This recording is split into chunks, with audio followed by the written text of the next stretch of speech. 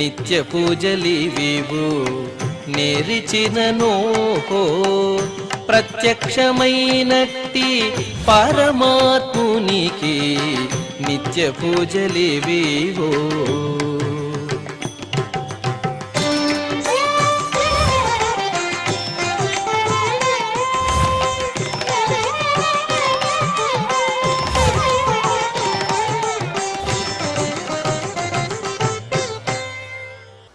ఓం నమో వెంకటేశాయ.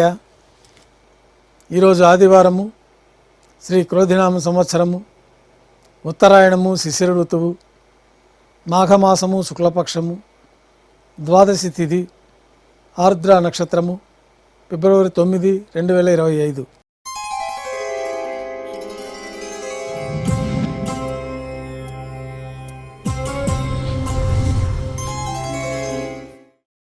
మాధ్యాహ్నిక ఆరాధనలో భాగంగా బంగారు పంచపాత్రలో శుద్ధ జలాన్ని నింపుకొని స్వామివారికి ఉత్సవమూర్తులకు ఉపచారాలు సమర్పించి అష్టోత్తర శతనామావళితో అర్చన నిర్వహించి మాధ్యాహ్నిక నైవేద్యంలో భాగంగా అన్నప్రసాదాలు, పన్యారాలు, ఘంటానాదం మధ్య నైవేద్యంగా సమర్పించి భక్తులని సర్వదర్శనానికి అనుమతిస్తారు.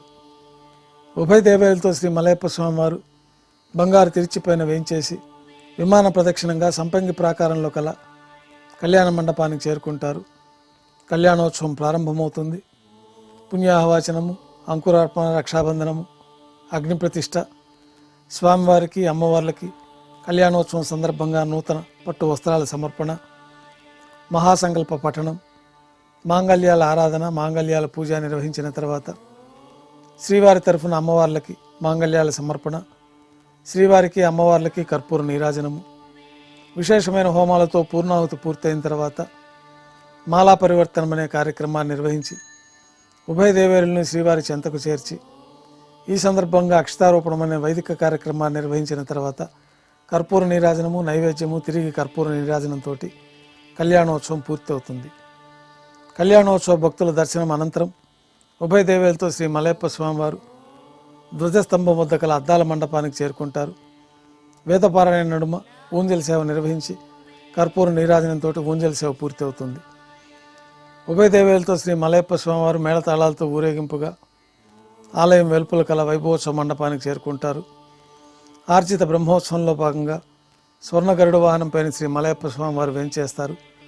కర్పూర నీరాజనంతో స్వర్ణ గరుడ వాహన సేవ పూర్తి అవుతుంది. హనుమంత వాహనంపైన శ్రీ మలయప్ప స్వామివారు వేంచేస్తారు. కర్పూర నీరాజనంతో హనుమంత వాహన సేవ పూర్తి అవుతుంది. పెద్ద శేష వాహనంపైన శ్రీ మలయప్ప స్వామివారు వేంచేస్తారు. కర్పూర నీరాజనంతో పెద్ద శేష వాహన సేవ పూర్తి అవుతుంది. ఉభయ దేవేలతో కలిపి శ్రీ మలయప్ప స్వామివారికి తిరుచుపైన కర్పూర నీరాజనం సమర్పించి ఆర్జిత బ్రహ్మోత్సవం పూర్తి అవుతుంది. సాయం సంధ్య వేళలు 1000 దీపాలతో అలంకరించబడిన సహస్ర దీపాలంకరణ సేవ మండపానికి ఉభయ దేవేలతో శ్రీ మలయప్ప స్వామివారు చేరుకుంటారు. వేదం, గానం, నాదం నడుమ సహస్ర దీపాలంకరణ సేవ నిర్వహించి నక్షత్ర నీరాజనము, కర్పూర నీరాజన సమర్పణతోటి సహస్ర దీపాలంకరణ సేవ పూర్తి అవుతుంది. బంగారు తిరిచిపోయిన 4 తిరువీధుల ఉత్సవం జరుపుకొని శ్రీవారి ఆలయంలో వేంచేస్తారు. నైవేద్యం పూర్తయిన తర్వాత గర్భాలయంలో వేంచేస్తారు. వెంటనే రాత్రి తోమాల సేవ ప్రారంభమవుతుంది.